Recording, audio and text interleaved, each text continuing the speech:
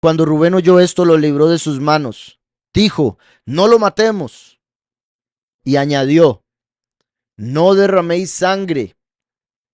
También al decir, entonces, en la interpretación en la que representa la venida del primero, el que Rubén fuese el único que dijera no lo matemos, representaría al grupo pequeño del pueblo que sí lo reconoció.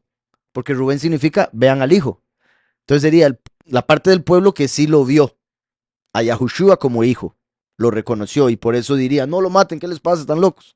En el caso de interpretar la misma historia como la venida del último, Yosef el último y Rubén en los cielos y Yahushua diciendo, no lo toquen. No derraméis sangre, echadlo en esta cisterna que está en el desierto, pero no le pongáis las manos encima. Quiso librarlo así de sus manos y hacerlo volver a su padre. Entonces el plan de Rubén era él decirles a ellos, échenlo ahí, que se muera solo. No lo maten para que no tengan sangre en sus manos. Pero tirémoslo ahí a ver qué le pasa. No se va a salvar, es un hueco y no hay agua y tiene escorpiones y serpientes, echémoslo ahí. Entonces, o sea, se los dice de esta manera para que ellos accedan, pero en su mente, él se iba a comer un rato y llegaba y lo salvaba y se lo llevaba al papá. Pero como sabemos, cuando volvió ya no estaba. Porque hubo un par que quisieron ayudarle, Rubén y Yaudá, pero de dos maneras diferentes y no se conversaron entre ellos. Si se hubieran hablado, no hubiera pasado nada, vuelven con Yosef a casa. Incluso sin hablarse, si a Judá hubiera hecho, olvídense de eso, todos ustedes están locos, lo vamos a llevar de vuelta, también lo hubieran llevado. Por eso fue que al final le echaron la culpa a Yahudá todos. Si usted nos hubiera dicho, nosotros no lo... Y es como, pues, ¿se imagina qué duro para Yahudá? Y ese también es uno de los problemas de querer caerle bien a todo el mundo. Y Yahudá por querer caerle bien a todo el mundo, terminó cayéndole mal a todo el mundo. Y por eso es que en el próximo capítulo se va a vivir solo y se casa con la hija de Shua. No derraméis sangre, echadlo en esta cisterna que está en el desierto, pero no le pongáis las manos encima. Quiso librarlo así de sus manos y hacerlo volver a su padre.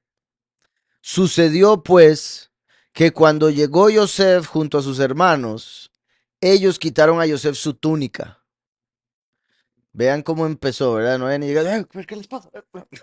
Le quitaron la túnica, igual que a Yahushua. ¿Recuerdan lo que decía el Salmo 22? Que tirarían suertes. Se dividirían sus ropas y tirarían suertes por su túnica.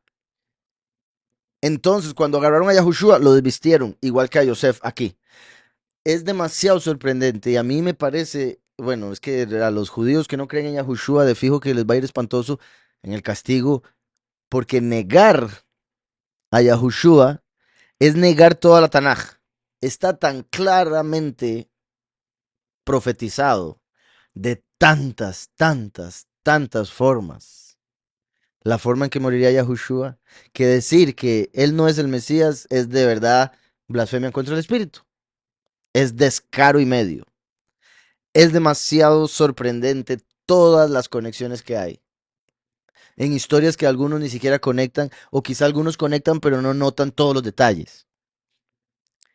Entonces dice, sucedió pues que cuando llegó Yosef junto a sus hermanos, ellos quitaron a Yosef su túnica, que eso sería, ¿verdad? Como quitarle su manto, quitarle, tratar de quitarle su ministerio. Obviamente le pueden quitar la túnica y no le pueden quitar su intelecto, pero lo que le quieren quitar con su túnica es, por decirlo así, ese derecho a gobernar.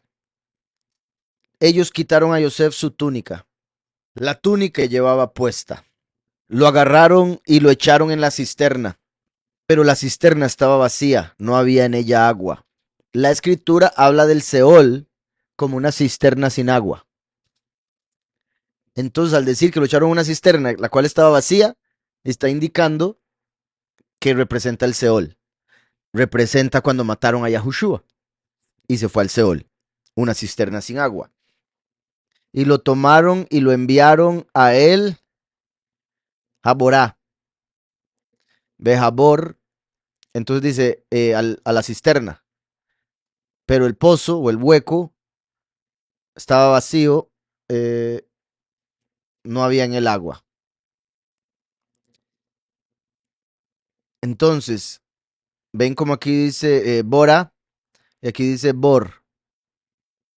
Beer es pozo. Bor es hueco. Más adelante, cuando lleguemos a la historia de Yosef, cuando lo meten en la cárcel, cuando lo acusan de violación, lo meten en la cárcel. En el español ponen prisión, ponen cárcel, pero en hebreo es el mismo término que vemos aquí. Entonces aquí vemos que estaban en Dotán, dos pozos. Lo echaron en un pozo.